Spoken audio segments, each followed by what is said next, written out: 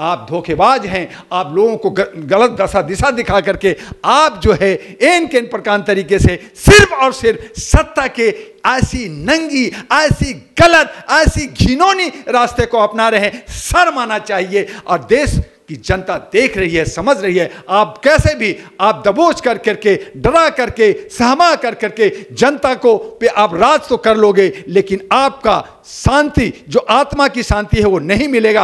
आपने जो मोक्ष प्राप्ति की बात की है वो नहीं मिलेगा। और तड़प तड़प कर करके जैसे जनता मर रही है, जैसे भूखे और बेरोजगारी से मर रही है, आपको भी वो दिन देखना पड़ेगा। और तब आपको सिर्फ और सिर्फ पछतावा के सिवा हमारे देश के प्रधानमंत्री को कुछ नहीं मिलेगा। नमस्कार, मैं ओमदेव। आज हम दिल्ली में, हमारे साथ हैं डॉक्टर एमी दुआ साहब।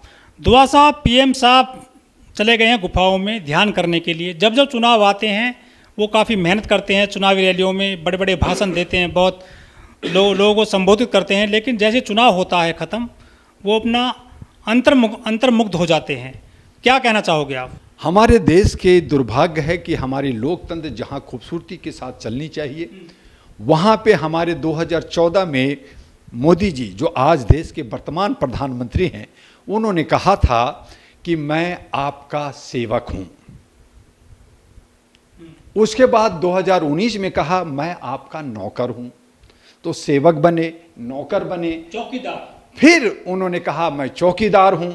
तो ना आप सेवक हैं, ना आप चौकीदार हैं। और जब 2024 आ गया तो आपने कहा कि मुझे परमात्मा ने भेजा है, मैं प्रकट हुआ हूं, मैं परमात्मा का एक जो है एक प्रतिनिधित्व हूं, और मैं जो कहूंगा, जो कह रहा हूं, ये गारंटी है, और मैं गारंटी के साथ 400 पार हो रहा हूं। तो इस तरह की अहम और ईगो, जो सेवक, चौकीदार जो कहता है, जो अपने आप को नौकर कहा है, और ये लोग जो है जब इस तरह का गुमराह हो जाए तो आप समझ लीजिए कि मति भ्रष्ट हो गया। चुनाव के प्रचार में आपने एक दिन में 5-5, 6-6 रैलियां की, करोड़ों पानी में बहाया जनता का पैसा, टैक्स का पैसा।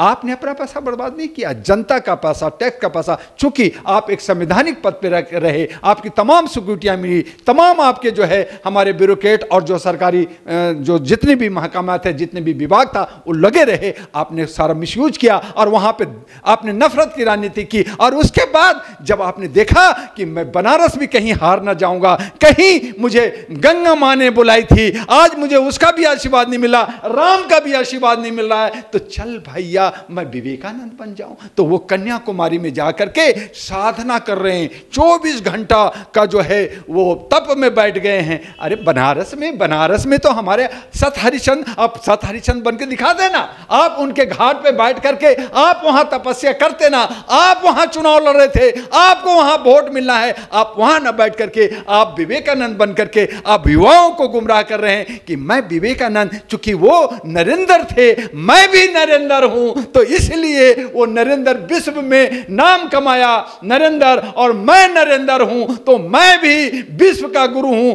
पूरा ब्रह्मांड का गुरु हूं, मैं तो अवतारी हूं। तो ये आप साबित कर करके, आप तंत्र मंत्र कर करके 4 का रिजल्ट आपको यूं बदल करके कि एक मां के पेट के अंदर अगर एक लड़की अगर मान लो हो या लड़का हो, लेकिन वो दुआ करते हैं, आपका जो है प्रार्थना करते हैं कि ए भाई मेरी बहुत मुसीबतें हैं, लड़की नहीं मुझे लड़का दे दो, तो आप वही करना चाहते हैं कि भैया कुछ भी हो जाए, चाहे जनता ने मुझे पसंद किया नहीं किया हो, ए मेरे भगवान जिसने तुमने मुझे भेजा है, मुझे 2002 प्रकट हुए मोदी, तो मुझे जो है 400 पार कर दो, 500 पार कर दो, और मैं ही मरते दम तक प्रधानमंत्री रहूंगा। तो मेरे भाई सब क्या जरूरत। एक इंटरव्यू में कहा है मोदी जी ने कि महात्मा गांधी को एक फिल्म के जरिए जाना गया है देश में। हाँ, बिल्कुल सही कह रहे हैं मोदी जी, मैं इस बात से सहमत हूं। और सहमत इसलिए हूं कि हमारे जो प्रधानीय आदरणीय मर्दन्य जो सम्माननीय प्रधानमंत्री मोदी जी हैं, वो जो है सेल्फी लेने में, फोटो खिंचवाने में, शूटिंग करने में, कपड़ा बदलने में बहुत अच्छे माहिर हैं, मार्केटर हैं। तो जो मार्केटर होते हैं, जो सूट बूट करते हैं, जो दिखावा करते हैं, उनको जो महापुरुष लोग हैं, जिन्होंने अपने जिसमें कपड़ा नहीं पहना, जिन्होंने जूता नहीं पहना, जिन्होंने 1.5 करोड़ का चश्मा नहीं पहना, तो उनको तो दिखेगा वही ना, वो 1.5 करोड़ की चश्मा से देख रहे हैं भैया। तो 1.5 करोड़ की चश्मा से जब देखेंगे तो उनको यही लगेगा कि गांधी जी कुछ नहीं थे। गांधी जी को जो है ना पेपर में, और उस वक्त टीवी भी नहीं था, है ना, वहाँ उस जगह पे सोशल मीडिया नहीं था, जो खाली पेपर चलता था, हाथ से लिखते थे। जैसे मोदी जी अपने सर्टिफिकेट प्रिंटेड कंप्यूटर से निकाल करके, जब कंप्यूटर नहीं था उसका सर्टिफिकेट दिखा सकते हैं, तो फिर भैया उनको गांधी जी में वो डिजिटल इंडिया क्यों नहीं दिखेगा? वो अच्छा दिख रहा है, उनको तो दिखेगा। जनता इसीलिए तो ये कॉमेडी हो गया है। ये जनता समझती है कि ऐसे कॉमेडी करने से, ऐसे दिखाने से हमारे महात्मा गांधी को, जो विश्व पिता कहलाए, राष्ट्रपिता कहलाए, जिनको पूरी दुनिया मानती है, जब देश विदेश के लोग आते हैं तो राजघाट जाते हैं, आप भी वहां नतमस्तक होते हैं, और आप उसको इस तरह से बेइज्जत करके, ना आप गांधी के हुए, ना आपने भगत सिंह के हुए, ना सुभाष चंद्र बोस के हुए, ना आप जो है बाकी जो है हमारे जितने भी स्वतंत्रता सेनानी उनके नहीं हुए, तो आप किसके हुए?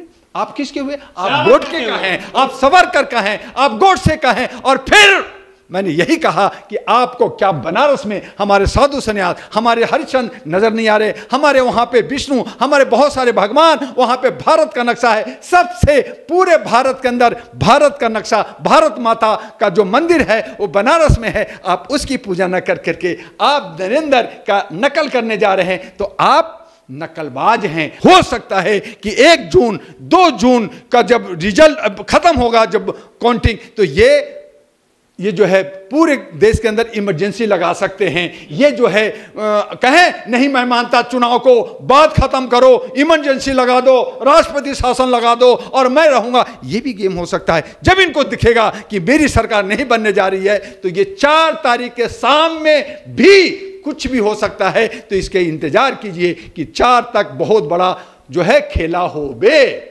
इनको इतिहास नहीं मालूम है, पढ़े लिखे लोग नहीं है, इसीलिए आज चाहे कि जो जेल जाए, गलत काम किया इसलिए गया। लेकिन उसने सही कहा कि चौथी फेल चौथी पास को देश के प्रधानमंत्री, चौथी पास राजा की कहानी जब सुनाया लोगों ने कहा, तो इसीलिए कहा कि चूंकि ज्ञान भी तो होनी चाहिए। ज्ञानी लोगों को कह रहे हैं पकौड़ा बेचो, तो इनको जो ये लोग इस तरह की कहेंगे, जब ये हमारे लोकतंत्र में यही कुछ होगा, दल बदलू की होगा, हाउस रीडिंग होगा, जनता जो जीतती है वो नहीं उसका होता है, दूसरे को हो जाता है। तो इन तमाम चीज़ों को कहीं ना कहीं जनता ठगी जाती है। और जो हमारे गांधी जी पैदल चले, सेक्रीफाई किया, अहिंसा का पाठ पढ़ाया, जहां खून खराबा से दूर रहे, आप उनको जो है बेइज्जत कर रहे हो, आप उनको थप्पड़ मार रहे हो, तो आपका इसकी जवाब, जैसे केजरीवाल ने धोखा दिया अन्ना को, आप दे रहे हो धोखा गांधी को, आपको बर्दाश्त नहीं करेगी। आज हम अहिंसा सत्य में जयते की हम पुजारी हैं, हम तिरंगा के पुजारी हैं, हम कफन पहन लेंगे लेकिन तिरंगा नहीं झुकने देंगे,